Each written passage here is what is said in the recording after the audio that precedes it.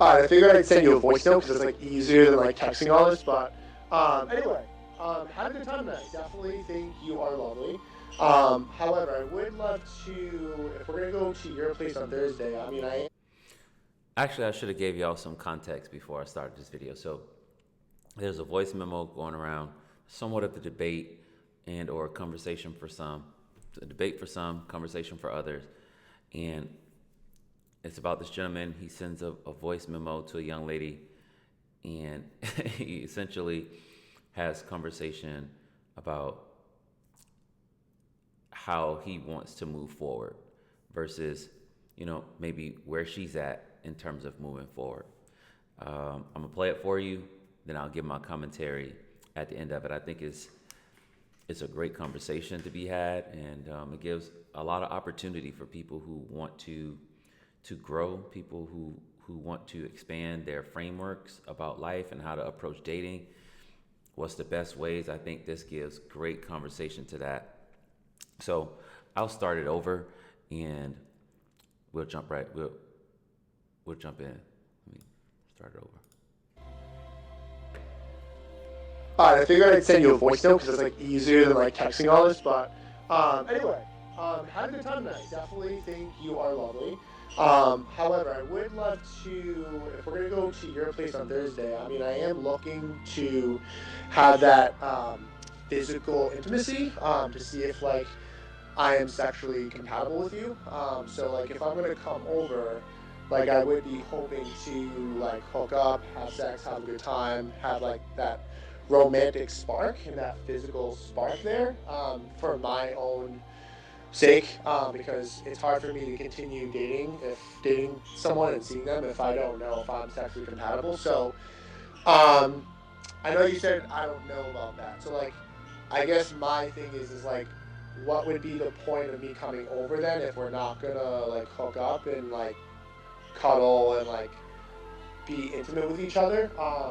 And if that's what you don't want, that's fine. But like, I think we should just like end it here then, respectfully, just because I first date that's fine. Like, you want to get to know each other, I'm all about that. But like, I am looking to have that physical aspect there, and I don't want to continue seeing someone if I don't know if that's good, if that's not there or not. So up to you. Let me know. I'm happy to. If you do want me to come over, I'm happy to do so. Would love to fuck, have a good time, and we can have some wine, hang out, and chill. But if you're not trying to hook up, then like I think we should just go our separate ways. Let me know.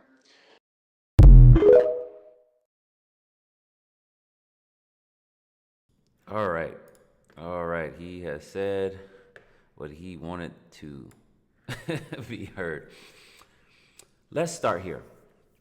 First, first and foremost, I think it's important to remember that there's a conversation going on between two people, and it's important to know when two people are having a conversation to remember that there was something said prior to this. When I was listening to what he was saying, it was obvious to me that him and her were having conversation about this, and he's following up on whatever her last response was. It most likely was a text, and he's following it up with a voice memo. Now, I think one of the big problems, well, I don't want to say big problems, I think one of the key pieces to this whole debate and conversation going on is that people are getting stuck in the weeds of trying to figure out how he said it, what he, his tone, and people are discussing, well, I appreciate him being up front and letting me know, and I think all of those things are important. But a key point that I think from the things I've heard, most people are missing is it's a couple things, but the key thing is that there's context to this conversation. He's responding to a conversation he's having with her.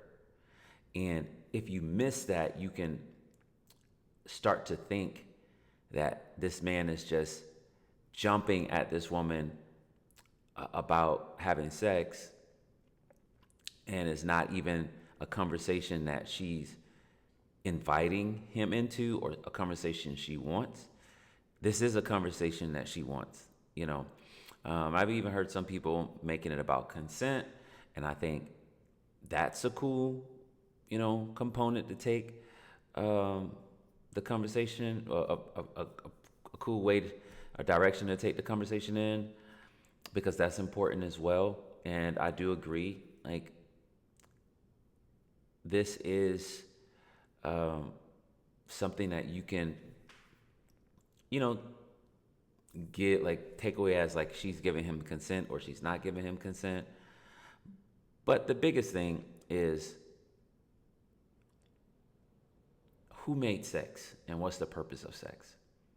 And I think that's where, if we don't address that, the conversation can just go anywhere. It can it can go to the left, it can go to the right, go up and down. It can, just go so many places. And I think in order to really have the right conversation around it, we have to talk about who created sex and its purpose.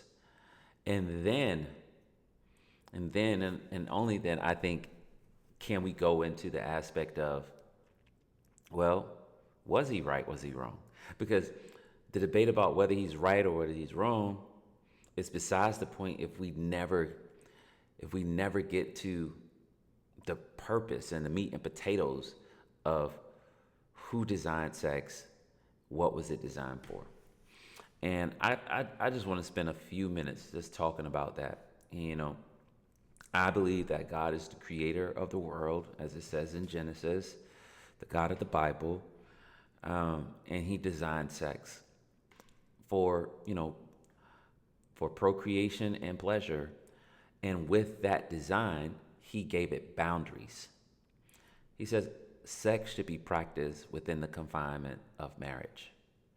And like any other manufactured product or design or creation, if we don't use it within its proper context according to the manufacturer's design, it's going to fall apart. It's going to collapse. It's going to bring confusion. It's going to bring dysfunction, especially something as powerful, intimate as sex.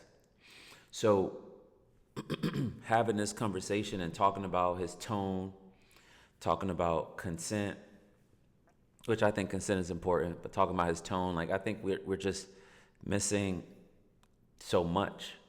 And we'll continue to miss how we can, how do I want to say this, properly digest this conversation and properly make use of this opportunity. Now, I do want to say this. It's not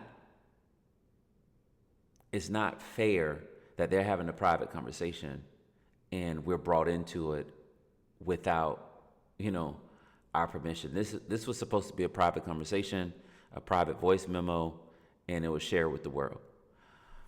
Why she did that, I don't know. Seems like, to expose him, or, supposedly her friend sent her this memo. Either way, like, and I do think when you're in your own circle, there are things you can share with people that you're doing life with privately and intimate. Like, hey, this person sent me this. What are your thoughts? This is what I'm thinking.